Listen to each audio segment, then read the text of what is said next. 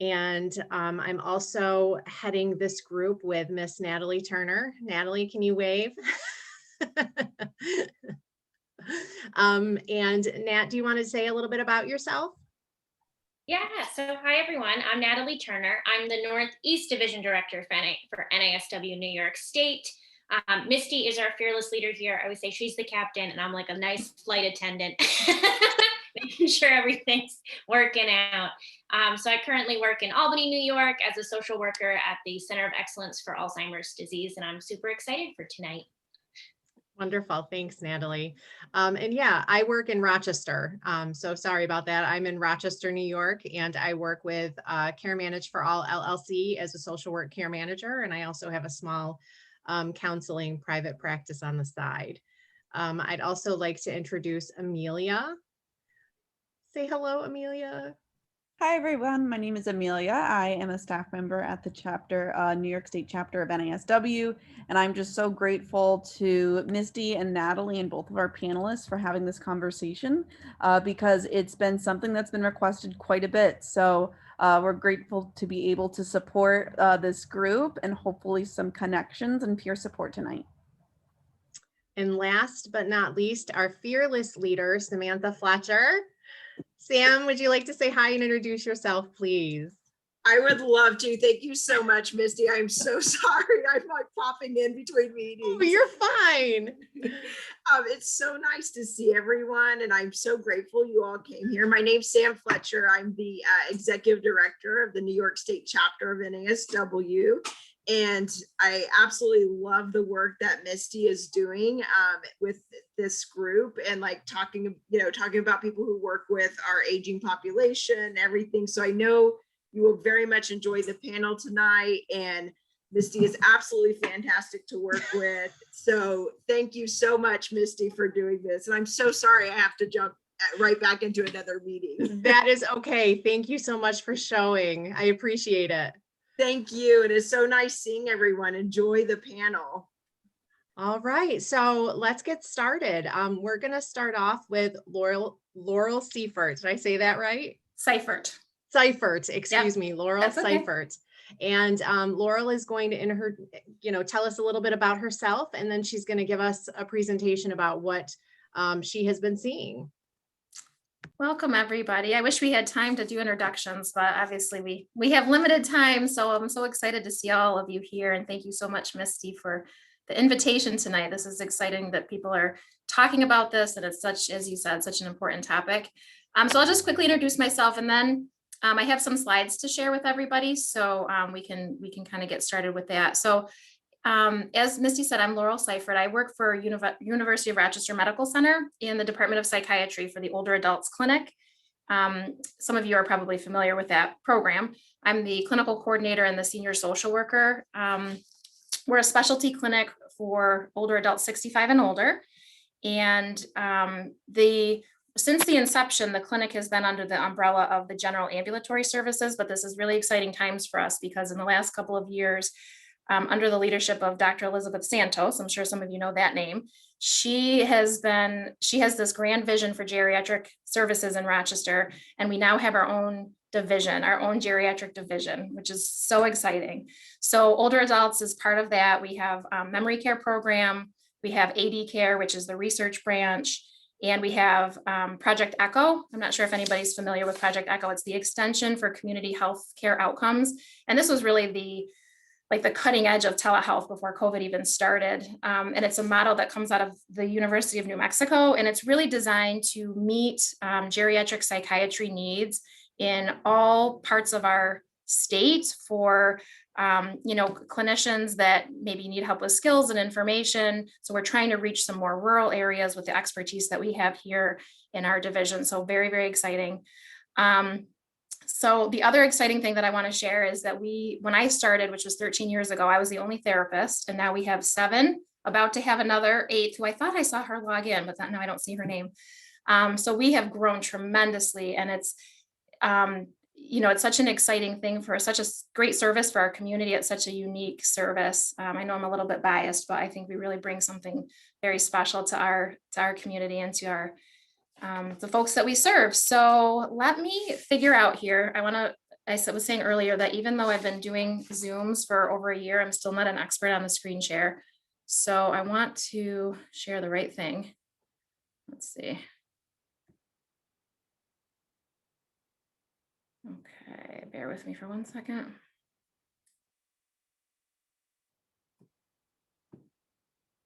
Okay. Slideshow, play from the beginning. Okay, can you see that? Did I do it? Yay! Okay, off to a good start. Okay, so I'm gonna try to look at you, although sometimes when I'm looking off, I don't look like I'm looking at the camera, so bear with me while I'm just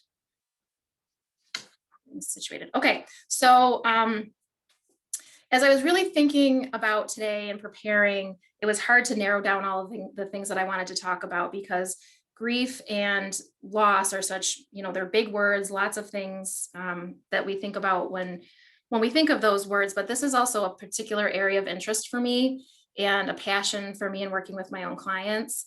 So I know we're really specifically talking about loss and grief during COVID, but I'm going to just talk a little bit about loss and grief in general. And then we'll talk specifically about COVID. So, okay, so when we think of the word loss, a lot of times people think of death, but as you may know in your work and in your own personal lives, there are so many different forms of loss. And when we're talking about older adults specifically, we can even add more things to that list of loss. And so I've got on here some of the common examples specific to older adults. So again, some of these are pretty obvious to some of you, but it really captures all of the different kinds of losses that older adults face. Things like home, health, relationships, mental and physical capacity, privacy, independence. These are all really significant losses for older adults, including death losses. So if we then kind of jump into the idea of grief, again, grief is a very just like the word loss, it encompasses a lot of different things, but it's really speaking to the suffering that loss entails. And grief can have physical components. Again, I'm going to go through this quickly just because I don't want to take a ton of time, but there are so many different physical components to grief. You can see them all on here. I won't go through them all, but there can be, tightness in the chest and stomach issues and muscle aches and dizziness and all sorts of insomnia, things like that that come along with grief. Also emotional reactions, all part of the normal grief process. You can see them listed here: emptiness, fear, anxiety, anger, some shame, sadness. All of these things are again considered normal in the grieving process. Cognitive responses to grief. People can be in disbelief, have a hard time concentrating, have a hard time finding meaning in the loss, being preoccupied with someone who is gone. Again, all normal grief responses. And then there's our behavioral responses to grief. So people can have impaired work performance, their relationships can change. People can avoid reminders of someone who has passed, or they may be what we call proximity seeking and, going to the grave all the time, or just filling the home with pictures, kind of over connecting. Okay, I wanted to just quickly share this graph with you because I'm going to talk a little bit more about what we call normal grief and what's not considered normal grief. But this graph is a really great depiction, because I think that when we talk about grieving, a lot of times we aren't sure what's normal grief and at what point does it become, something that may need intervention. So you can see here that initially when there's a loss, so this is over a 2-year period, that there's a pretty significant, that initial spot on the left there of pretty poor functioning that pretty quickly increases after the loss. And then, when the casseroles stop coming, or the cards stop coming in the mail, or friends and family leave, you can see that sharp decline, and the functioning really becomes much worse. And then right around 6 months, you can see where that's kind of plateaus there at the 6-month mark. That's when things start to improve. Again, this is in what we call the normal process of grieving. And over time, you can see the trajectory there. It's all on the upswing with some ups and downs. And that's a process that we call oscillation. So this may be familiar for some of you.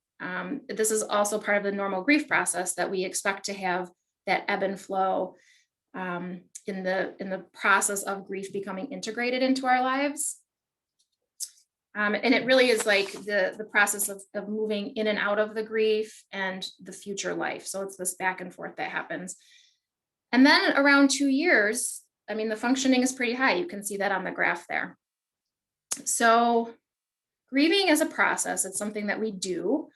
And it's really the act of relearning the world after we've lost someone, if we're talking about a death-related loss.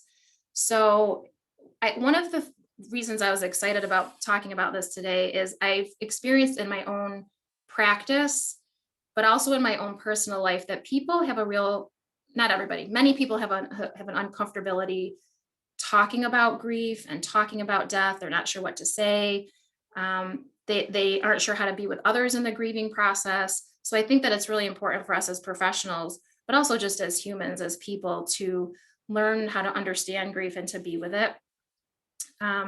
So grief is considered an emotion, but it's really much more complex than that. The response to grief is so multifaceted. There are range in thoughts and feelings, actions, physiological changes, yearning and sorrow, a lot of longing all come with grief. There can be anxiety and guilt and shame. Positive emotions are also present in grief. That's just to normalize that. No two people grieve the same. I think that's something that most of us know. Grief varies over time, right? Again, it ebbs and flows. It waxes and wanes. The initial response is the acute response to grief is intensely painful, can be very disruptive in our lives. And then over time, as a person starts to adapt to that loss and it becomes integrated in our lives, that grief finds a place. So it never goes away, but it finds a place in our lives. And once our grief is integrated, it's not disruptive anymore. So sometimes this doesn't happen, and people can get stuck in the grief process. And again, we don't have a ton of time to talk about all this, but this is a particular interest of mine. When people, it used to be called complicated grief, but the language has recently changed to prolonged grief disorder. So you can see from this graphic here that this shows that normal oscillation of grief between loss-oriented coping and then restoration-oriented coping. So people are working on their grief. There will be intrusive grief. They will have all of the feelings. And then there's the restoration-oriented, where they're starting to adapt to life without the person. They're doing new things. They're distracting from grief. They're kind of moving into the future. And again, that's the normal, natural. Oh, man. Sorry, I just noticed somebody popped into the waiting room. So grieving is something we do. The act of relearning the world has been changed by our loss. So here's what I was talking about, the oscillation where people can get stuck in that process. So what happens when people get stuck in the grieving process is that word that I used, complicated grief. This was a term that was coined by Dr. Catherine Shear out of Columbia University. And she uses the word normal grief and complicated grief. And the normal grief is that typical grief response, like I was talking about, the cognitive, the behavioral, the physical, the emotional response. And that's how grief becomes integrated. But in about 10% of bereaved people, that process doesn't happen. And then a person becomes stuck in their grieving and it develops into what we call complicated grief. And this usually happens after the death of someone with whom we've had a very close attachment. So here, let me just make sure okay, here we go. So this is, you can see here, I have the language that has changed in the ICD and the DSM. So this is where we really need to pause and think about specifically about COVID. So I know I'm trying to get through this quickly, but if we're talking about grief and loss during COVID, we have to think about how isolation has affected that process. So as we have talked about, loss comes in many different forms. But if we're talking about specifically about death, we need to think about the circumstances of a death. So over this past year with COVID, many of the deaths have been sudden, they've been unexpected. There's the idea that they may have been random or possibly preventable. So for example, someone may say, if only my loved one hadn't gone out and they just stayed home and they hadn't exposed themselves, and then she wouldn't have died alone if only she had just not left the house. So this idea of seemingly preventable.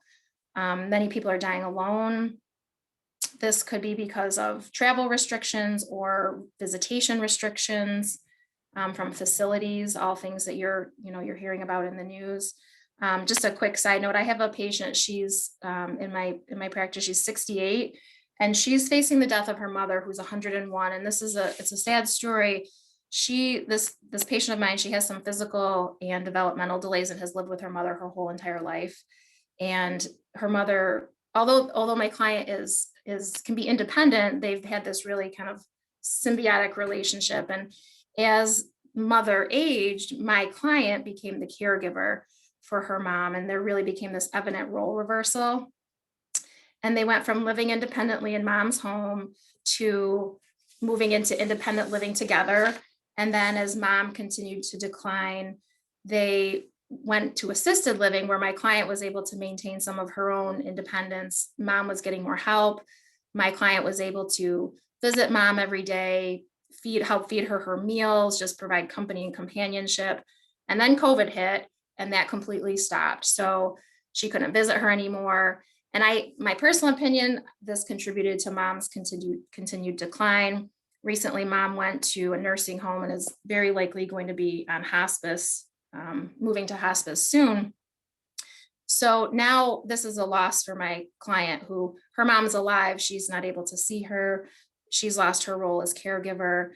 To add to that, my client has a sister and a brother. The brother lives out of state. The sister lives in Canada. So they can't visit. The sister in Canada can't even cross the border. So now my client is facing losing mom alone. She has no supports, no help. And she truly is facing the death of her lifelong companion. And it's so much more than just her mom dying. It's all these other things that are part of COVID.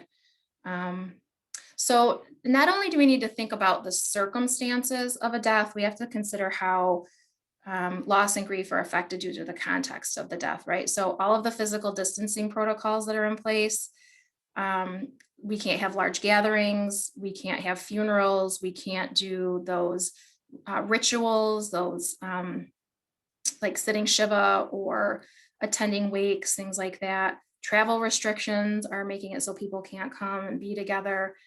Again, so many layers of the process that are affected. Some of the limitations and restrictions for facilities, that people can't even go in to visit their loved ones.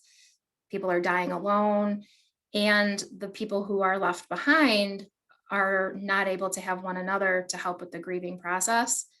And the reason that this is relevant, move forward here, and this comes from a lot of the work and the research with complicated grief, that, and many of you could probably speak to this from your own experiences, that we really do not grieve well alone. We need others to grieve successfully and completely. We need the help of other people to do that oscillation that I was talking about, to move back and forth between grief and the future life that helps us bring us to restoration. And with COVID,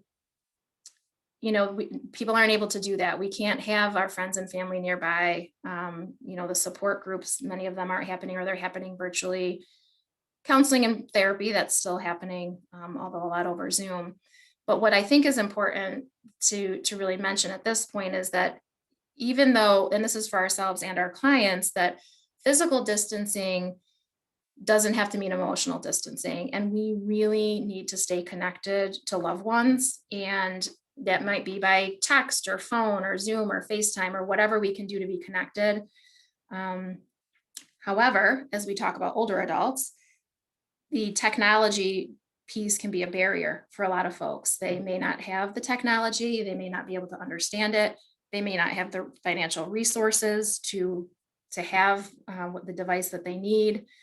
If we're talking about long-term care facilities, that's a whole other conversation that we could have, just not having the access.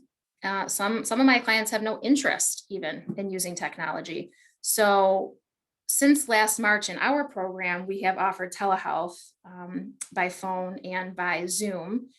And I can't give you the exact percent, but the majority of our folks are they're preferring telephone.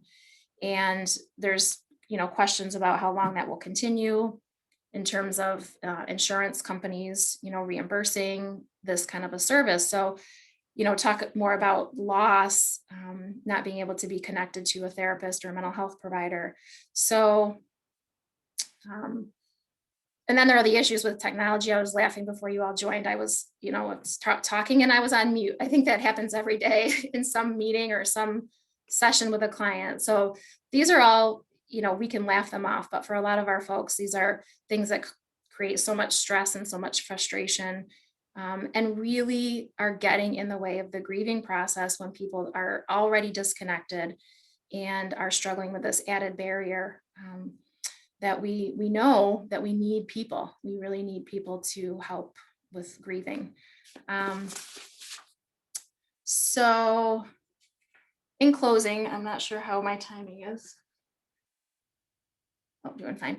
I just wanted to kind of remind everybody, whether it's your professional life or your personal life, to really try to stay connected to one another, helping clients stay connected to one another, trying creative ways to maintain those connections. There are different, resources in our community. One of the things that we've been using for our clients is a resource through Lifespan, where they have friendly visitors call. Lifespan also has some really great volunteer programs that can be done from home. So it's safe and people don't have to be in the community, but really staying connected to one another to help with that grieving process. I think that one of the things, and because this is also new, we don't have a lot of the research around it, but I included some reference information for Columbia, the question about how COVID is going to affect the grieving process, and potentially that 10% statistic of people who develop complicated grief. Could that be higher? Because there's a lot of trauma that people are experiencing now, with the deaths from COVID and the isolation and not being able to be with loved ones. And so I think as more and more research is done and comes out, we're probably going to see that number go up even higher. I know that Beth, our next speaker, she's going to share some specific stories from her own work. And then I think we'll have some opportunity to talk, but I think that, again, this is a good thing that we're talking about and paying attention to, because our older adults, they were isolated and lonely even before COVID. And now some of those supports that they did have are even less. So we need to find ways to help people, grieve in different ways and also stay connected to one another. So I'm gonna stop. Laurel, thank you so much. That was fantastic. And I'm going to ask everybody to just refrain from asking any questions until the end, because we are going to have time to talk more. But right now I'd like to introduce Beth. I don't know how to say your last name, Beth. Slezak. Slezak. So Beth, thank you. Please tell us a little bit about yourself and then take it away. Well, thank you. I am a Life Path program manager. I work at the Cohoes Senior Center. Cohoes is a small industrial city at the very northern point of Albany County, and we really are smashed up against Rensselaer and Saratoga counties, right at the confluence of the Mohawk and the Hudson Rivers. Very cool, very historic little city, but it's very poor. And here I'm able to fulfill the mission of Life Path, which really is keeping our older neighbors and friends healthy and safe by providing effective programs and supports and helping them stay connected in their communities and helping them age safely. Then COVID happened, and we felt like we were cut off from everybody that we cared about and everybody who we served. Life Path is a human service agency in Albany, and we had 2 social day programs, 4 senior centers, 8 dining sites, Meals on Wheels, health information, insurance, counseling, and assistance program coordinators with us, the HICAP coordinator. And we have a very strong caregiver support and case management program as well. And as you know, everything came crashing down, right? On March 13th, we closed our doors, we shut down all of our dining. Now, our dining sites, while you would think many people don't want to go to senior centers, oh, I'm not old enough, I'm 92, I'm too young for a senior center. We were serving well over, at my center, I was into 1,000 meals a month. And that's a lot. And many of our other centers were as well, serving, I think we were probably about 5,000 meals a month for all of our different dining sites. So it was really a strong program and very necessary. This is a program for people to come together to eat in a communal setting, to have a nutritious meal that doesn't cost a lot. They can make a contribution or not. No one is turned away for ability to pay for their meal. And they have that social interaction, they have that connection, a community. And as Laurel was saying, loss of community connections is a really critical part of what has happened, I think, with this pandemic. So March 13th, we had to close our doors. And it was a good thing that we did, of course.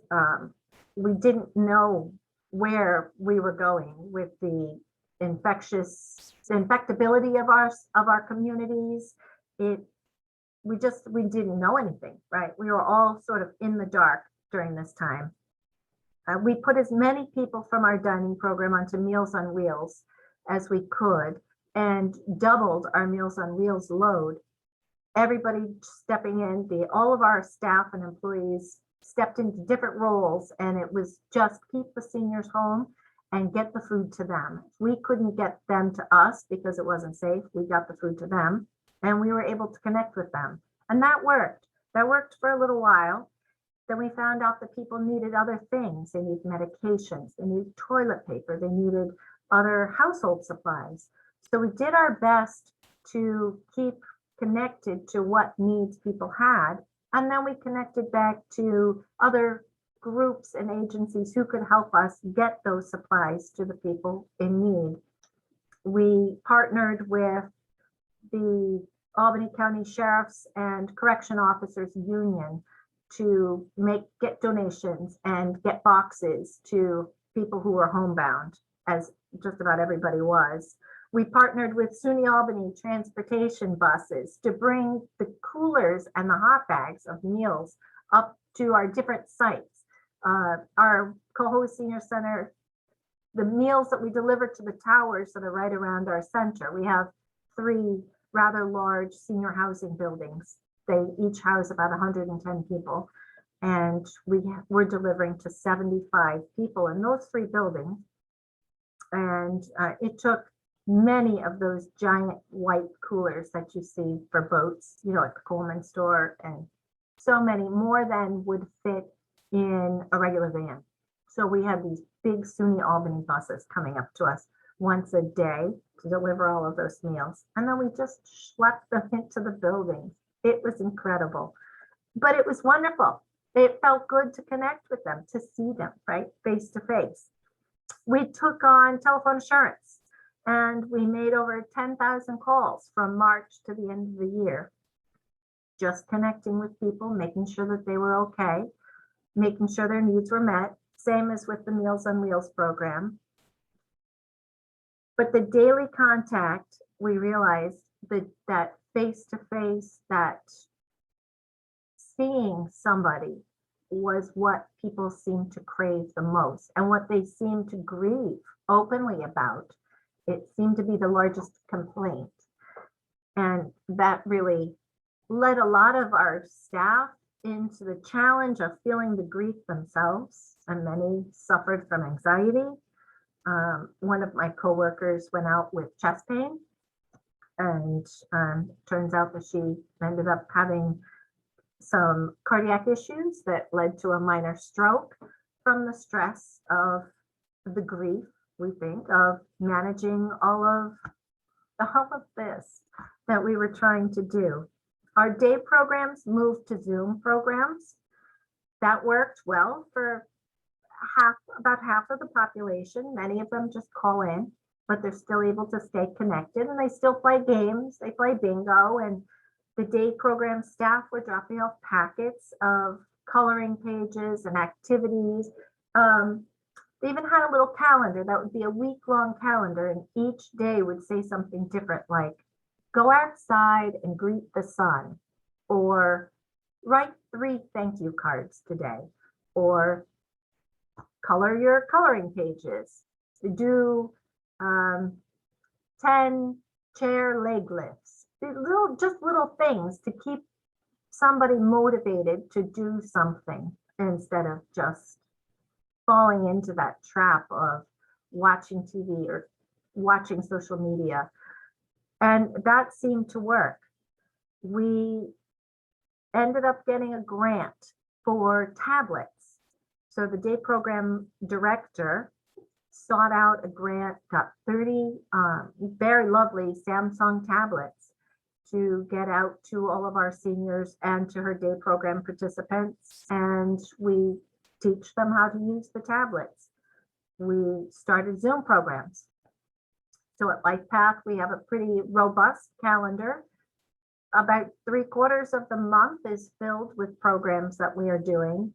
Fun programs, educational programs, mostly fun programs, arts and crafts, book club, cooking demos. We've got some really cool things going on. We are still finding, though, that people want us. They want themselves. They want to see each other. They want to see the people that they're used to seeing, the staff, and they're seeking us out. So I have these lovely windows at my office and all around our center, and every day I'm getting knocked. What's going on? What do you hear? And they're trying to connect with us through whatever means they can. Our doorways, we open them a crack with our masks on and help them. I've done numerous HEAP applications, connected people to SNAP, just talked with them and tried to help them through whatever challenge that it is that they're having. If it's a neighborhood issue or grief over a lost pet. We have a woman here who, in a building right nearby, lost her dog late last year, really when we were starting to shut back down again, when things were starting to get very, very scary.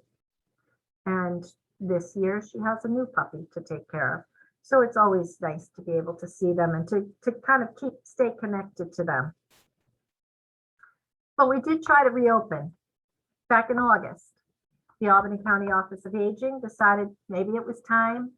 Remember, our summer was not so bad, at least here in our area, the Capital District. Summer seemed to be not as bad as we thought it was going to be. We were sort of in a halcyon time, I think. And August 4th, we reopened our centers for in-house dining, in-person dining, 2 people to a table, all the protocols. Oh my goodness, the contact tracing, all the steps they had to take. The floors were marked up, just like going to the market. We had it all done. And October 1st, a woman came into this center not knowing she was carrying COVID. She was infected. She was asymptomatic. Didn't have symptoms for another 2 days. And by the time she went to the doctor, it had been 4 days that she had been infected. And the person she had lunch with also contracted COVID. Nobody else did, thankfully.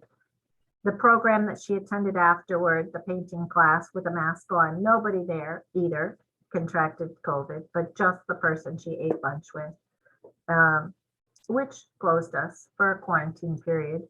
And by the time we were ready to reopen, there were enough other cases at senior centers in the Capital District that they just closed us all down. And we are still closed with a reopening coming next week. So we're excited. We're hoping it's going to work. Again, back to the same protocols, but it's been a long time and we really miss our people. We have been feeding them. That's the good news. you know, the bureaucratic machine can change just like we can. And we changed our congregate dining program to a grab and go program. We fill a tray, like a Meals on Wheels tray, with the meal of the day, provide them everything as if they were going to get Meals on Wheels, but they come to us each day. They get their meal. So they're coming to us in a contactless way as much as going to a drive-through at Starbucks or McDonald's. And they walk by our window, we pass the meal, they sign for it, and we get to chat, we get to see them, we get to hear some of their challenges or their triumphs, their joys. And that's very, very good. It's been a hard time for our staff. It's been a harder time for our seniors. And keeping them going and keeping them understanding masks and the importance of the vaccine has been the common thread of conversation that we have with almost every single person we see each day. And it's not just me here in Cohoes. I hear the same thing from Watervliet. I've been down to one of our sites in Albany. Same conversations are happening. Please wear your mask. It's important. We know you're tired of it. We're tired of it too. Explaining why it's important to wear it, even if you're outdoors. Explaining why it's important to get vaccinated and helping them log in and get the vaccines. We've had 2 vaccine clinics that we've been part of, that LifePath has been part of, vaccinating almost 400 people between the 2. So that was really a boon for us. That felt really good to be part of that. But the loss of the community connection for our population, the anxiety that the staff has felt at not being able to fulfill their calling, their duty to the people that they love to serve has really shown. It's kind of like a scab that's healing, and you know, when you peel it back, it's not quite there yet. So, you know, sort of revisiting this whole year has been an interesting process. Personally, through all of this, my father was declining with Alzheimer's disease in Baltimore. So my stepmom, always stoic, always the one to take care of things on her own, was very hesitant to have any help from my sister in Pennsylvania or myself. And we were also not allowed to go, right? So there was the challenge of how to get down there to help. There was the challenge of being asked to go down to help until she had a couple of heart attacks late last year. And I had to sneak away against the guidelines of New York State, right? The quarantine, but keeping it very careful. Went to Baltimore to stay with my father while my stepmother was in the hospital. And I got to see firsthand how challenging for someone with Alzheimer's disease this isolation really is. It's amazing. And how quickly he declined. I think from not, it's a personal opinion, I'm sure, but from not being able to do the things that he normally would have been able to do. And explaining to him over and over why we couldn't go to the places he was used to going. So because of her health, though, my stepmother is not able to care for him anymore. And she had to place my father in a long-term care facility. And so now she has not been able to see him since he went in early January. And I know that's a common theme everyone has been hearing, but it's an interesting thing when you're experiencing it, right, in your own family. It's pretty hard. And then my in-laws, my wonderful in-laws who moved from Florida in November of 2019 and moved here just to be near my husband and I as they age. They're 79 and 80, and COVID happened, and they're chafing, and they're having a hard time, and their relationship is degrading as they're just so much friction on each other. So there's lots of intervention on my part and my daughters to step in and take my mother-in-law away and work with her. So my father-in-law has a break. And it's an interesting dynamic, the things that we're doing now that we might not be thinking to do. And where do you go as I'm seeing the people who work in the disability agencies like Center for Disability Services and Living Resources. What do they do with the people that they're taking care of when there's nowhere to go? So lots of walks in parks, lots of trips to garden centers, lots of things to do outside. It just gets hard. So the good news is we're coming through it. We're all getting vaccinated here in the Capital District. The weather's getting better. It's easier to be outside. Community dining is reopening, and hopefully the senior centers will right after that. We're all getting better at Zoom. We're all learning how to explore our feelings and understand what the isolation is and the loss of community connections and the social and the anxieties that come up because of that, and how all of that is affecting us. I think it's all becoming very apparent.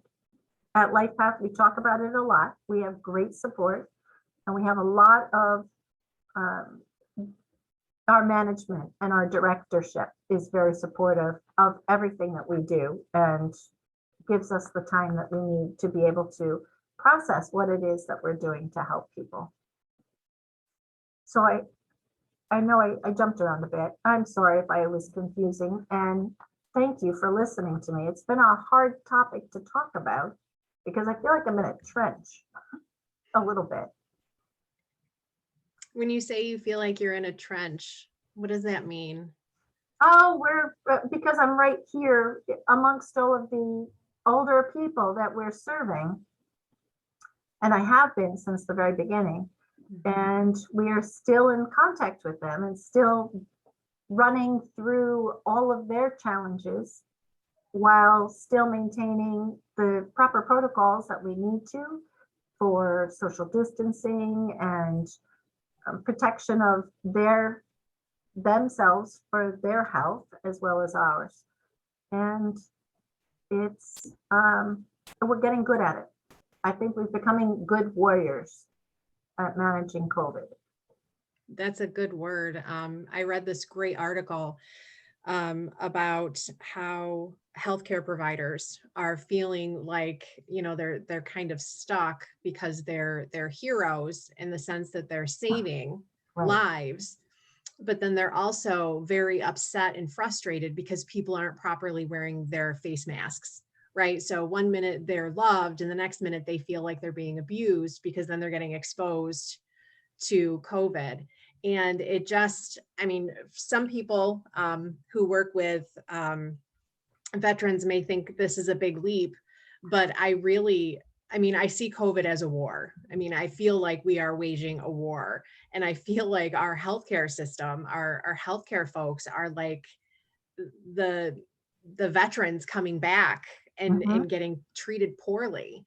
And Laurel, I'm kind of interested in your thoughts from that perspective, and what you think about this whole mentality of the traumas and, COVID being so barbaric, and like we feel like we're warriors out there in the community. Let me remember to unmute before I start talking. So I'm sorry, I was distracted by a work text there. So I caught the second half of your question, Misty. So there is trauma, and if I'm not getting your question right, just ask me again, but this is traumatic to everyone, right? Like our clients, ourselves, and this is a unique time for the mental health field because normally we are treating our clients, our patients for trauma, but we are now living in the same trauma that we are treating our clients for, right?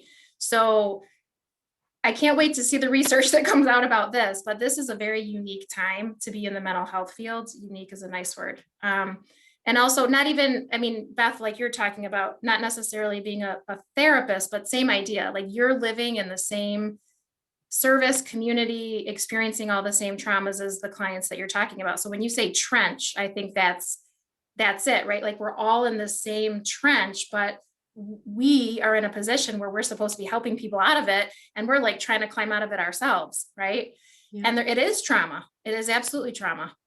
And that was why I decided to mention the complicated grief piece, because so many parts of the grieving process that are getting interrupted because of COVID, I suspect and I fear that we are going to have more people who are having complicated, prolonged grief disorder because the grief process is being interrupted. Mm-hmm. Thank you. Did that answer your question? It does. No, it does. And I'm also curious your thoughts on the prolonged grief disorder versus a PTSD. Great question. There's a lot of overlap. There's a lot of overlap. And in fact, I was just looking at something today from the Columbia website specifically about the trauma with COVID and the overlap with prolonged grief disorder, and how there's all the criteria that have to be met, right, in order to make a diagnosis. I think all of this we're like in uncharted territory right now. I think we're literally learning day by day how we're going to separate those two things, because there is such an overlap. And really the idea is that it potentially could be both. Like somebody could have prolonged grief disorder and have major depression, and both of those things can coexist. Now, in terms of PTSD, I'm not sure if there's been a clear indication that yes, someone can have both of those diagnoses. Up until now, it's been one or the other, but that may change. That may change because of what you're speaking to, because of the trauma of this. So I want to make sure that at this time, I mean, we've talked about some very, very heavy things, and I want to make sure that we open it up to all of you participants to ask any questions that you might have, or even talk about some of the grief and loss and experiences that you're having. So please raise your hand, and Amelia and I will be looking out, and so will Natalie. So if you do want to talk, please raise your hand and let us know.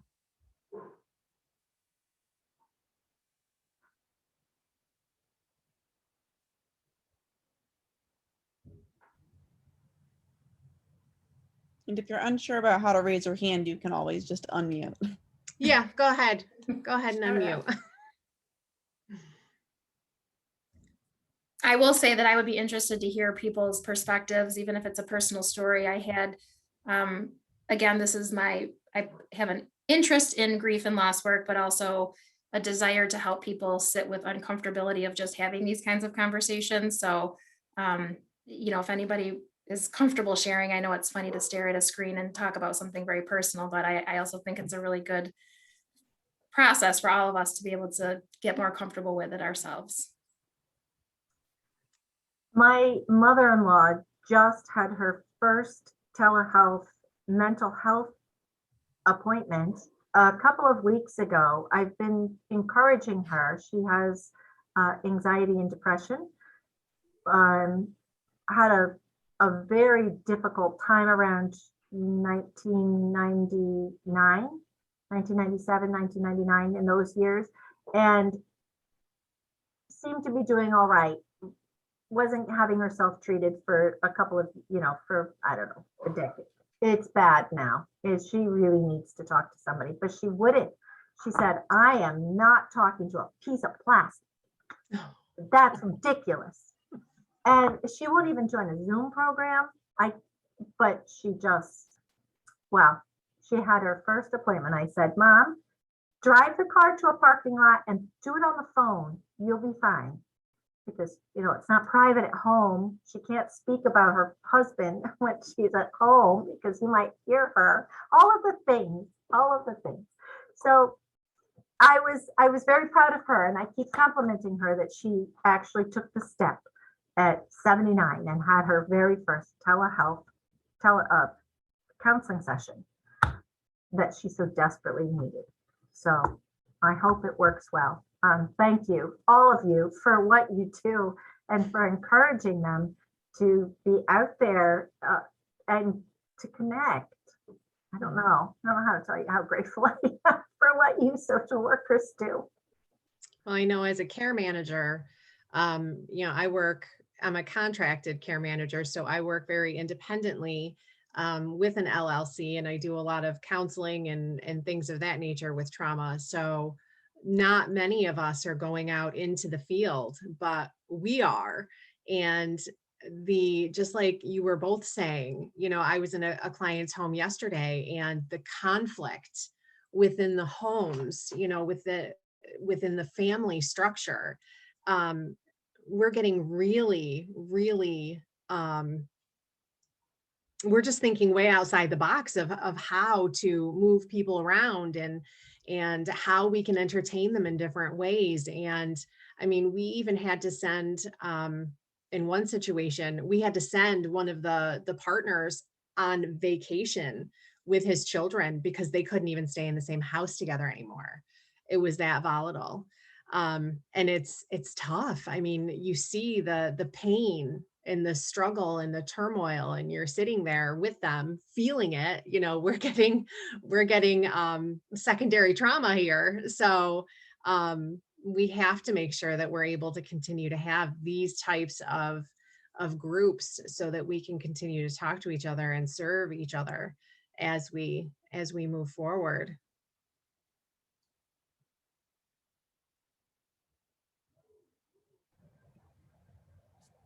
Can I add something? Is that okay? Of course you can. Please, Natalie.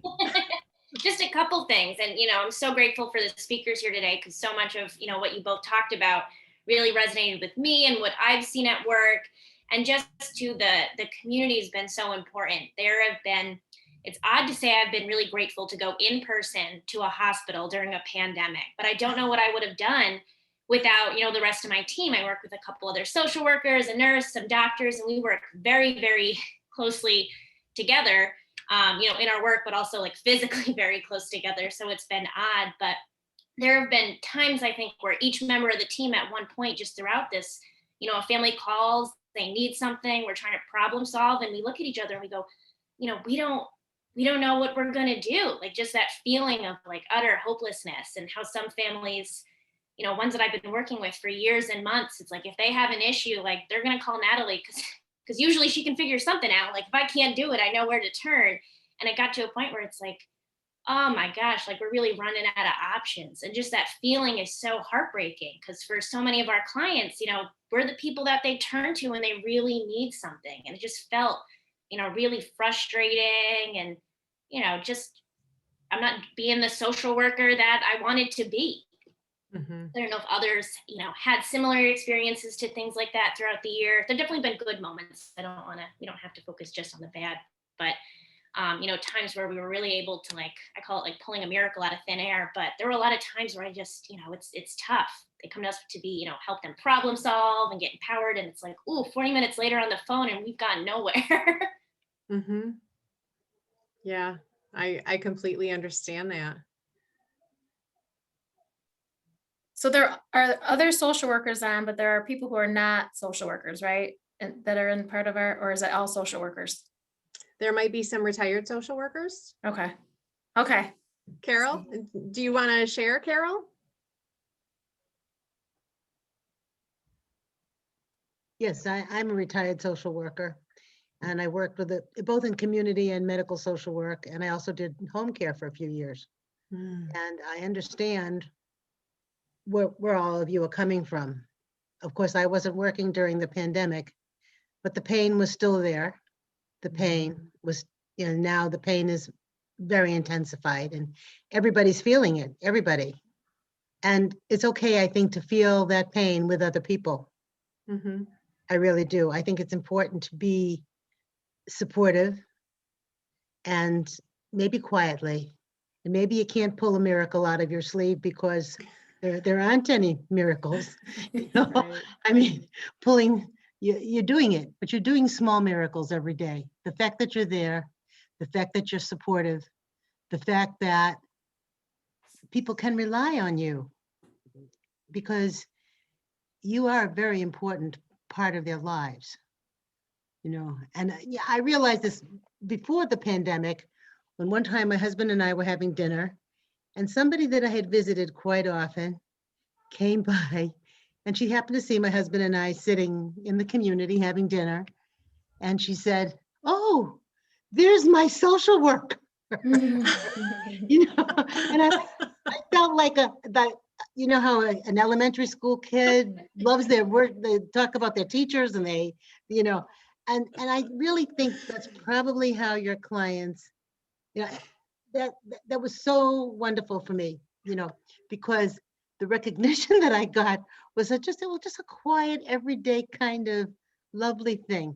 And I think you all deserve that. From what I've heard tonight, you're there. You're present in people's lives. And I think that's what's important. I'm talking off the cuff, but it's how I feel. Thank you, Carol. Thank you. How has COVID been for you and your husband? Do you mind me asking? Well, we're aging and we have medical issues and we have to deal with those. I'm also an artist and my husband's an artist too. So we have things that we do. We try to help in the community. We try to be positive, and we have children and grandchildren. We're not just now beginning to see our grandchildren. We haven't seen them for a while. Right. And I think most of your clients probably are in the same situation where you just haven't seen, you've talked to them on the phone, you've taken other means of wanting to keep connected, but it's not easy. And it's not easy if your kids have some issues, you can't really give as much as you used to give when they had issues, because of the situation, and yet you want to. But I'm pleased the kids are coming Saturday to visit us, which is nice. And we're planning a nice lunch together. And but my one daughter that lives in South Carolina, I couldn't see her at all. We had to, and this is, thank goodness we can Zoom. But a lot of the people that I know in my neighborhood, they don't Zoom at all. They don't, they're very upset with the technology. They can't get used to it. So a lot of it is helping people understand how they can communicate now. And I think, being in a role of maybe, teaching, helping people learn how to, it's a slow process. It doesn't happen instantaneously, but getting used to the new technology takes time and patience and perseverance, which I know you all have a great deal of. It's funny that you say that, Carol, because I have a client that I visit in an assisted living, and she's got like mid-stage Alzheimer's. So it's difficult for her sometimes to grasp onto things, but she was asking me about my work one day, and she is a retired teacher. And so I was, just explaining to her what I do as a social worker. And she took everything I told her and she turned me into a teacher. Well, it is right? kind of, She was like, "Oh, so you're a teacher too?" Yeah. And I was like, "Yeah, I guess I am." Right now I am anyway. But we learn from each other in our Yes, we exchange. do. We automatically learn from one another. So, we learn behavior, we learn other things. We may not necessarily be teaching a subject per se, but Right. those vibes are there, and I learn from everybody I meet. So I'm learning tonight from this conference too. Oh, I I'm think so you're glad. teaching people how to live. I think you're right, Beth. We're teaching people how to live again. And Laurel, you said the same thing. I think we're all learning how to live again. And one of the things, Carol, that you said that stuck out to me is my partner in the LLC. She had gone to a conference, and I don't recall what it was about, but what she took from it has been so powerful. And she always carries around sticky notes that say permission. That's all it says, is permission. And she's constantly holding it up to people to say, you have permission to do what you need to do. because you're right. I mean, when we're working with families and things are getting so complicated, so much more complicated than they were before, they need to know, somebody actually has to say, you have permission to walk away from this. You have permission to not, you know, be dragged down. Let somebody help you. You have permission to do that. Well, support is very important. Mm-hmm. You know, encouraging people to feel supported, that their Mhm. existence is important and it counts. Yep. And what they think counts, that they're not invisible. Right. And a lot of guilt and shame when they do need to walk away from a situation. I'm seeing a lot of that now, Laurel. A lot of guilt and shame. They matter. They matter. Everybody matters. Every Mhm. individual is important and everybody matters. Yep. Can I say think something? Oh, Oh, go ahead. sorry, of course, Go, go, go. Wendy. No, go please. Okay, I just wanted to say thank you because I work for a program. We provide support for families of, right, for caregivers of people with Alzheimer's and dementia. Yeah. And I run these groups all day long, every day with all the caregivers, and it's amazing. It's amazing, and I feel good about it. But I'm feeling support from this group, which Oh, I think we don't really have. I'm And I so glad. missing. Yeah, because we like, great. I'm shoveling it out all day long, but then I come home and like, it's nice to see a group of people who are walking in my shoes. So thank you for this. Oh, you're very welcome. And we intend to do this a lot more. So stay Good. tuned. Okay. Right, Natalie and Amelia? Well, thanks. And I appreciate you sharing that because that's what I was just about to speak to is the support for us. So my question was going to be, and I don't know the group here, but for those who are in the trenches and also those who are managers or supervisors or, in the level. So not only that's like the third level up, right? So now it's your life, it's all your staff and it's your clients. So where is the support at that level? And that's something I'm concerned about for myself, but for people like you're saying, like we do this work all day long. And then what? Where do you go for the support? And I think for people who are in managerial positions, it's even holding more because you're holding all of your own stuff, all of your clients' stuff, all of your team's stuff, and then what? So I think being able to have these forums and these opportunities to have some conversation is so important. And I wish that we did it more, people took advantage of it more. I don't know, Misty, if you have ideas of how to get people more engaged in this, because I think you're right, Wendy, that we need this. People need this. Well, and so what this is, Laurel, is this is actually an older adult interest group. So it's not, we're not a committee, if you will. We actually are going to start. I mean, we haven't met, unfortunately, since the first time we met, just because of everything happening, but we plan to meet once a month and just talk about what we want to see and what we want to do and what is happening to us and how we're being impacted as social workers That's in fabulous. this world. Yes, so you will Exciting. definitely get an invite. Great. I just want to ask you, what kind of things do you do to relieve the stress and anxiety? Do you have meditation? Do you have yoga? What kinds of things do you as individuals do? Breathing. My doctor says I should breathe more, So, You mean self-care that we tell all our clients to? yes. That's right. Do as I say, right? Not as I do. Exactly. Well, I can tell you I've picked up a very expensive habit, and it's legal. A very expensive habit of getting a massage weekly because I hold so much tension in my body, especially working from home. I sit like this over the computer, and I have 2 teenage boys. And so I do a lot of breathing when I'm breathing with them, because sometimes we just have to, settle down, or, their chaos to try to unwind from the day has gotten so gross. I can't even sit anywhere near them anymore. If anybody has boys, but I do. And I went and had one today because, when I leave there, the amount of work that has been done to just relieve all the muscles and the stress is worth the money for me, because there's nothing else I can do to make myself feel like that. So that's what I do. What do you do, Natalie? This is always the dreaded question because I know. I really am like the epitome of like do as I say, not as I do. I tend to take on volunteer roles. I just show up at NASW events.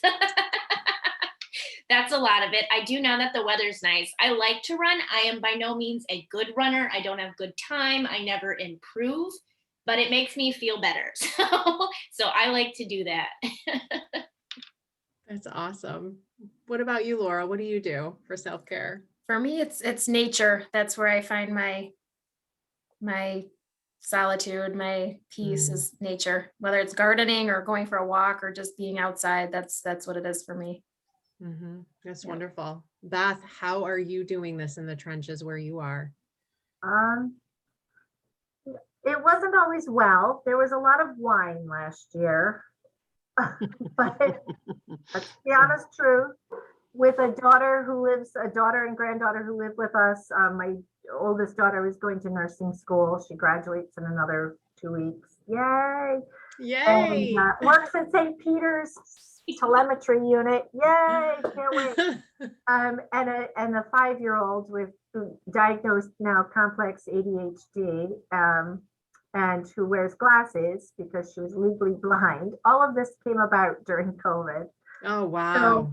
So, keeping her as busy and engaged so that I feel like she's getting her outlet kind of helps me kind of step out of the other caregiver role and into, back into the child caregiving for a child, which is different. Sort of the same, but sort of different. Her energy is amazing. So we have a good time with that. Lots of role playing since she has no friends right now except those at daycare. Aw, You can't play. you're right. Right. So she has a beautiful swing set in the backyard now, and we do gardening, and we do pick up Mimi and take her for trips to ice cream and garden centers and gardening. Lots of time out in the garden. That's what I do with my mother-in-law to keep her interested, and that's her energy outlet. So that helps me. It's pretty much it. I'm not doing a very good job of it. I cook a lot, and that's my love language. My daughter says is my food. So that helps. Does anyone else want to share their self-care? Give us all some tips.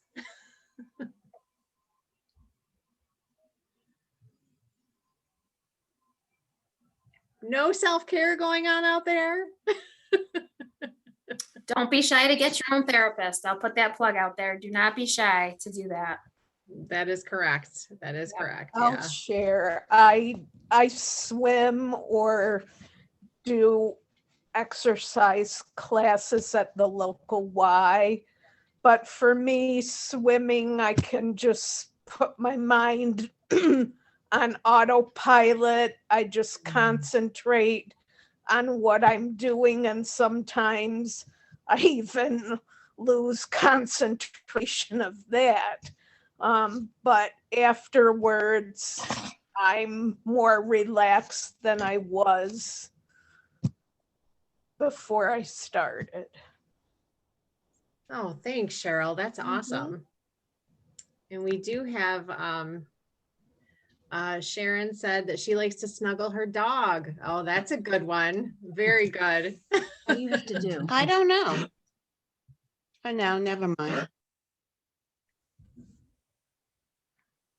Also, I found that when I was working in home care, every week we had groups because we had nurses and, other professionals, occupational therapists, physical therapists, and social workers. And because of the stresses that they were feeling, we would have once a week, we would have a group where we would all do something different. Like it would be some sensitivity training, it would be some relaxation training, some meditation, imagery, where you went on a 5-minute trip somewhere in your head, it's in a vacation. And it really helped the staff a great deal to sit together once a week. And I did some of the staff development, where you sit around and you just talk And then someone would share some skill of theirs that they were doing. And it really was very, very helpful because, boy, the staff needs a great deal of support in order to continue with their work that they do. So I found that very, very helpful. A few places that I worked, we managed as a staff to get together. I mean, I know it's busy, it's hectic, but we managed to find time to set aside time for ourselves, you know, to refresh, really, and regather our energies and keep going on with what we were doing, because it, you know, was pretty intense work. And stresses and anxieties are very difficult, very difficult. As somebody just mentioned, somebody in the staff that had a stroke because of stress.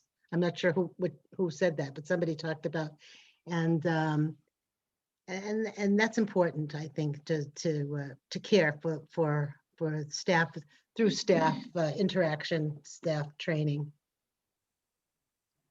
That's why I think this is important, because I work on site in a nursing home behind plexiglass with a mask, with goggles, you know, we're all like isolated, so we can't interact. And I think that's part of it. It's like the stress of being on site with staff members is stressful.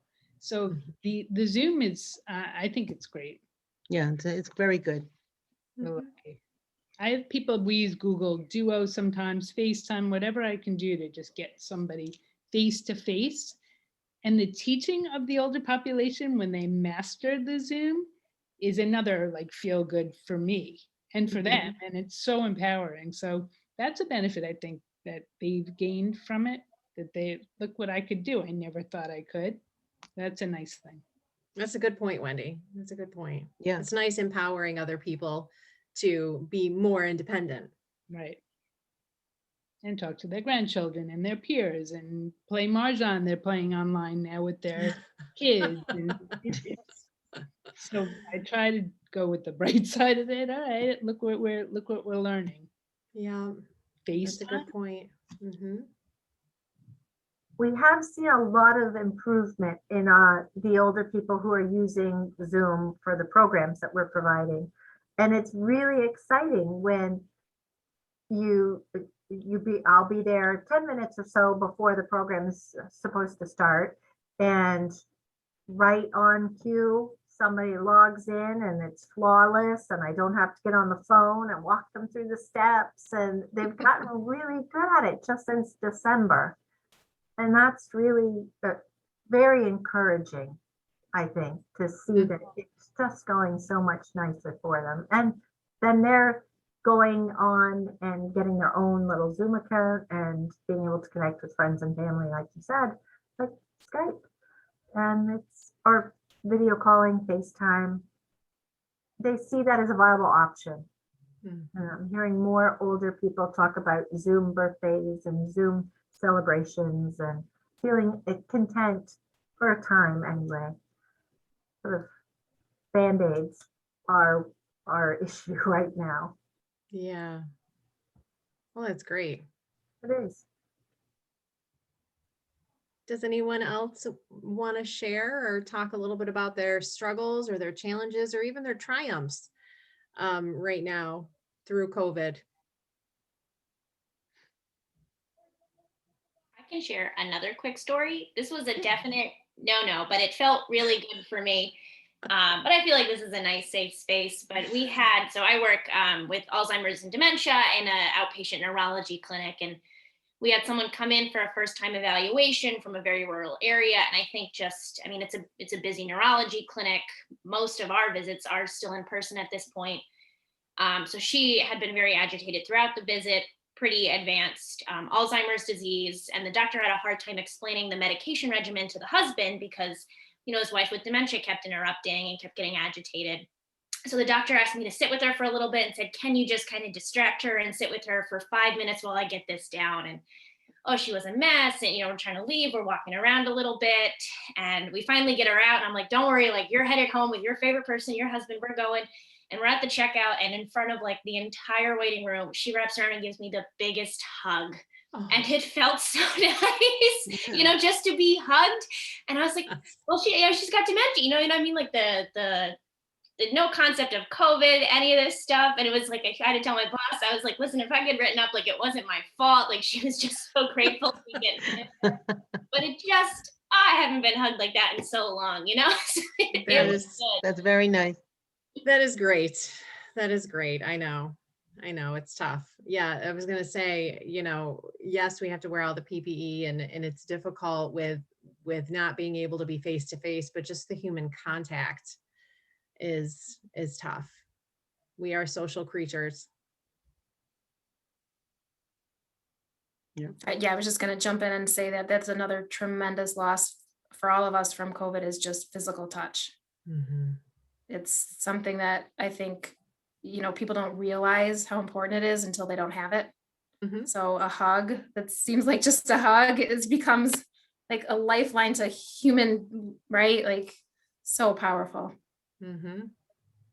And well, speaking of no-nos, Natalie, I'm terrible at, because I mean, every house I go to, you know, I'm hand sanitizing like my whole body before I go in. And then once I get in, I'm washing my hands before I sit down and talk to anybody. But because I'm doing all that and I never take my mask off, I'm holding people's hands because I'm holding their hand.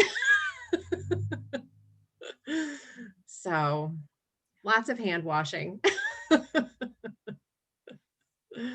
Well, it's so simple, but so important. Again, in dementia care, as people progress really far, you know, some of it is just that nice physical touch, like a gentle hand rub. Like that was my go-to for folks in the severe stage. And now it's so taboo. But you know, like a nice shoulder rub, whatever it is, just to comfort someone. Mm-hmm. It's like, wait, let me put my gown on. Let me get my gloves on. Mm-hmm. And that's not comforting to see someone in, you know, mask, goggles, gloves. Let me rub your shoulders with all this. No. Right. Not unless we're going to operate. Yes. Nobody's giving me a scalpel. Does anybody else want to share anything?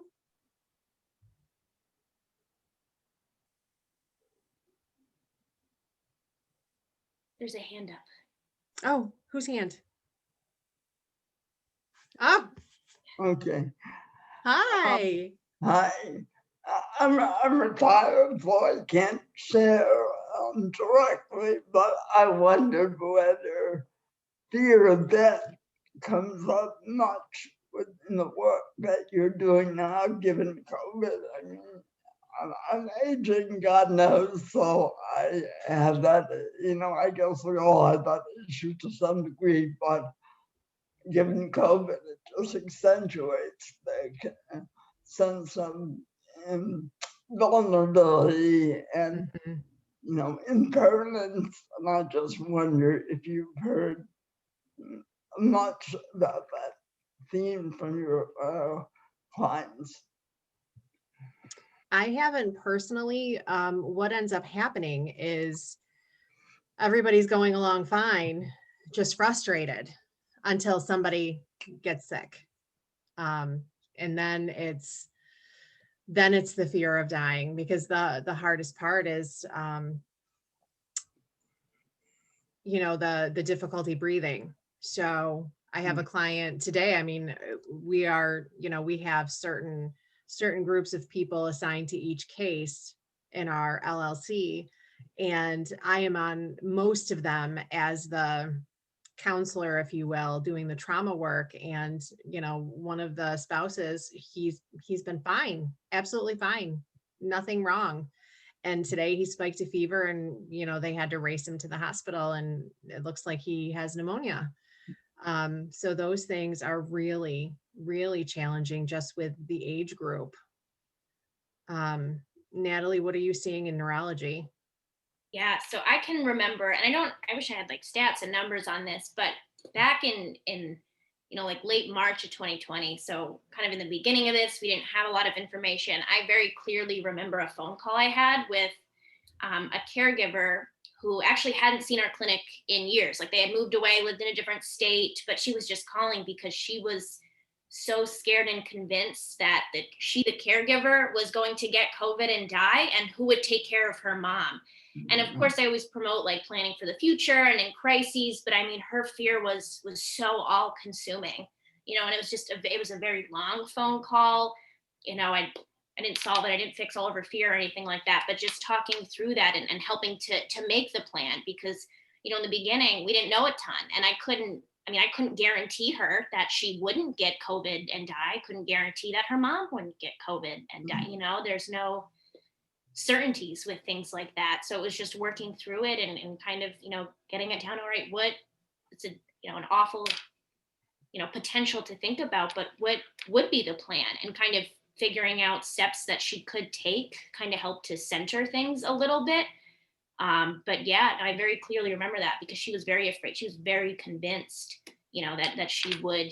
She was like, I have very bad luck with health. Like, I always, you know, catch things, get things, and she was very scared. So yeah, I've seen it, and I see it a lot more in not so much the patient with dementia, but like family members, caregivers who are very concerned if their loved one were to contract it or things like that, or especially if someone's in a residence, like a skilled nursing facility or assisted living. A lot of conversations on, should we take mom or dad or spouse out, you know, bring them home, what kind of care would they need, because of that fear. So it's, yeah, we've seen quite a bit of it. Even if people don't articulate it like that, that tends to be the driving force, I think. Mhm. I also have families with community Medicaid, so they had the aides coming in and out, and they were so obviously and rightfully so afraid of these aides who work in nursing homes as well. And so while they were afraid of catching COVID from them, they were also in need of the support from the aides and the caregiving. And a lot of times they had to make a choice one way or the other. And I too have, well, I've gotten phone calls where people have passed because of that. And they're still grieving and still questioning what they would do if it happened again, and hospice and all that. It opens up so many new doors and thoughts, but the fear of bringing somebody in to help you when you need that help because you're afraid you're going to catch something and die is a real catch-22 to work with as a social worker, because you can't give advice. Nothing's going to be right. Good And point. how about those of you who go into people's homes or residences? Do you have any, I mean, anxiety for your own health and safety? Sometimes I do. Sometimes I do. It depends on how many people are going to be there. And I get, you know, kind of firm when people are wearing their masks all wonky, or they're not washing their hands regularly. You know, I'm right on top of them, because the instructions to do those things are there for a reason. And, you know, my biggest concern is that I'm going to bring something home to my kids. So, you know, even though it hasn't quite affected the younger population as much as it's affected the older population, we still, the thing that concerns me is we still don't know what the repercussions, even though people are healing and recovering, we don't know what the repercussions even of the effect that COVID is having on our bodies. So I worry about that for my boys. And I have two aging parents, and my father, I am his kind of distance caregiver. He just had a knee replacement. So, you know, I'm masked up and I'm in and out of his house trying to help him, and in and out of clients' house helping them. So I've been vaccinated. I've been tested 100 times. I think my sinuses are well cleared out. but Harlan, that's a really good question. It does get scary sometimes. Yeah. I can imagine. Yeah. I can tell you. And I'm sorry, Beth. Thank you. I can say going into the senior housing buildings, the high rises, has been an interesting experience. Thankfully, the management companies shut them down as far as foot traffic of non-essential people, so that my family and friends couldn't come in and visit, but Meals on Wheels was allowed in pretty fluidly. home health aides and caregivers of that kind were allowed in, and pharmacies who deliver were allowed to get in. But it still felt a little scary. I passed up many elevators because people would say, "Oh, you can ride the elevator with me. You know, I don't have it." I say, "No, that's okay. I'll catch the next bus. You ride alone. You be safe. No worries. I can wait." Or I learned to pack the bags so that I could carry the load and use the stairs that nobody uses. And that felt a little bit better, but still you touch stuff that you just don't know how clean it is. Come back and it's like wash, wash, wash, wash, wash, wash, wash. It's not so bad now because we know that they're cleaning. We're seeing it, and the buildings themselves are doing a better job at keeping up. But in those early days, it was there was a lot of anxiety because we didn't know. And the seniors themselves have lost many friends over the winter, many of them to just natural occurring kind of situations, whatever their health was. Not as many to COVID as one would think in these, compressed communities, but it still makes people talk about what you said, Carolyn, am I going to die? And how am I going to die? And will it hurt? And will I be on a vent in a hospital? And that scares me. I don't want to be alone. So you just try and touch them through the telephone wires or a quick face-to-face at their door, and that's it. Move on. Hope for the best. Thank you. All of you. So anything else before we end this evening? Well, just thank you. It was a very instructive session. Very. Well, thank you so much, Laurel and Beth. Thank you for having us. Yes, much appreciated. Thank you so much. Okay, well, yes, thank you so much, everyone. And when we have our next gathering, we will be sure to send out all of the information. All right. Good night, everybody. Thank you for Bye. Good night. Take care, everybody. Bye You now. too. See you soon.